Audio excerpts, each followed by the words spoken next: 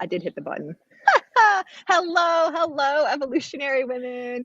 Sarah and I were just having a little dance party here, and we wanted to stream in and speak to all of you because Sarah is an amazing woman, a GIFEW Evolutionary Entrepreneur Award nominee, and she's making a huge difference to women in technology, helping bring the feminine to the technology sphere. And she's a B Corp leader. She has an amazing enterprise that's also sustainable.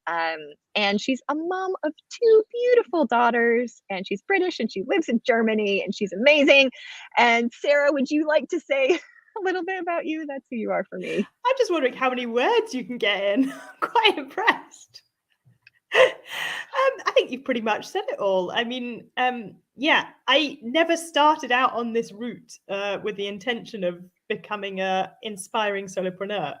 But at the same time, I feel like the way's been kind of unfolding for me in terms of what I've done in the past, what my experiences are, what's brought me to this point now, and just recognizing that there are some really big changes that we need to make in the world if we're going to create a more sustainable future for life on Earth, for our kids and our grandkids, and all of those people that are to come. Yeah, you're a real legacy leader. And you shared with me once that you help women kind of like get out of their heads and like get unstuck and get happy. And I just loved that. There's just, as a former corporate HR person, I really feel strongly that there's so much healing that needs to be done inside of our workplaces. So I'm so grateful that you're a woman really bringing healing and love and light to spaces that can be a little bit dark and a little bit scary and a little bit, for many women, like unfulfilled. You shared with me this crazy statistic. Well, you shared with everybody this crazy statistic on LinkedIn the other day that something like 60% of women working in tech like don't see a future for themselves in their organizations. And that just made me so sad. Yeah, 16 is the current stats are about 69% of women in tech don't see the next step within their current organization. And there's a lot of this kind of feeling of, I'm trying to fit in, I'm trying to be the person I think they want me to be. And actually, this is what I did a lot in my roles in tech, was, taking other people's expectations almost as this kind of like mask that I needed to complete. And it was never complete. And I always felt like I underperformed. I was never good enough. And actually, what I want people to do is like take off these cloaks of invisibility and stand proud as to who they are, what strengths they bring, the differences they bring. Those are our superpowers, is actually stepping in boldly to be that person, because we're not going to make change in corporate, like you say, in terms of rehumanizing it, unless we can actually stand up for what we believe in. And if we can't do it in the organization that we're in, having the courage to step out. I talked to loads of people who have made loads of different career choices, and they're saying almost the worst thing you can do is stay stuck, because it just limits you. And actually, the more it limits you, the less likely you are to change.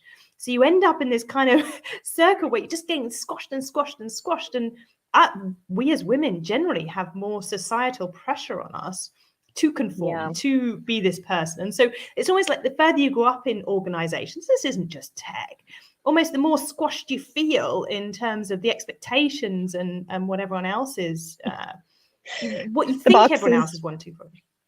The boxes get smaller and smaller and smaller and smaller until you're like in solitary confinement.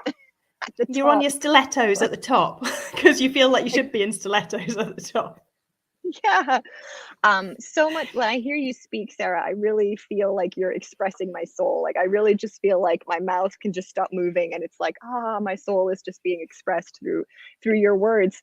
And tell us, what does it mean for you being nominated? When you heard you were nominated for a GIFEW Evolutionary Women Entrepreneur Award, like what came up for you? What was that like? It was super exciting. I don't think I've ever been nominated for something like this before. So it was kind of a bit of a shock, but also it's part of the journey, is recognizing that I am trying to inspire people and actually standing proud of and doing what I'm helping others do. Actually stand proud of, yes, I am trying to inspire people. Yes, I am trying to change the world. I am trying to bring this female voice out more.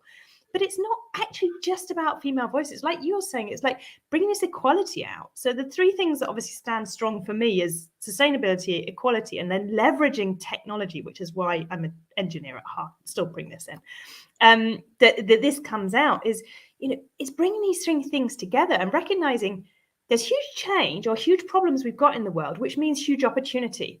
If you're willing to go out and evolve the systems to be able to do it differently, because we can't keep on doing it and shifting it at the rate we're shifting it. We've got to start moving it. And really, to do that, we've got to make significant change in the way people are engaged, in the way we go hire good people and actually enable them to speak up, to challenge people, to have courageous conversations.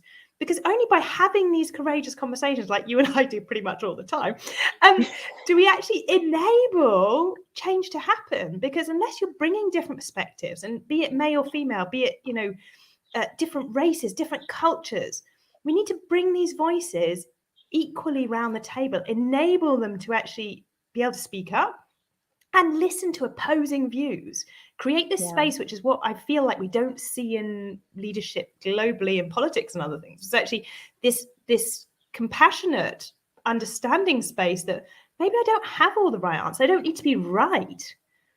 We need to lead through empowering others, not through scarcity and fear like we're seeing in so many places, but actually empowering people, trusting people again. Getting away from this polarization, what's right and what's wrong, towards how do we co-create it? How do we make this together? Yeah. And Sarah, just know, because earlier you said, I'm trying to inspire people. Just know you already inspire people. You are inspiring people, like present tense, like it's already in existence. So, ladies and gentlemen, vote for Sarah in the awards. Link up here. A vote for Sarah is a voice of expression and transformation and healing people, planet, using technology. So Sarah, thank you so much for being a voice in the world and sharing yourself and what you do. And we'll see you real soon. Yeah, thank you so much. Always love our conversations. Me too. Bye, sis.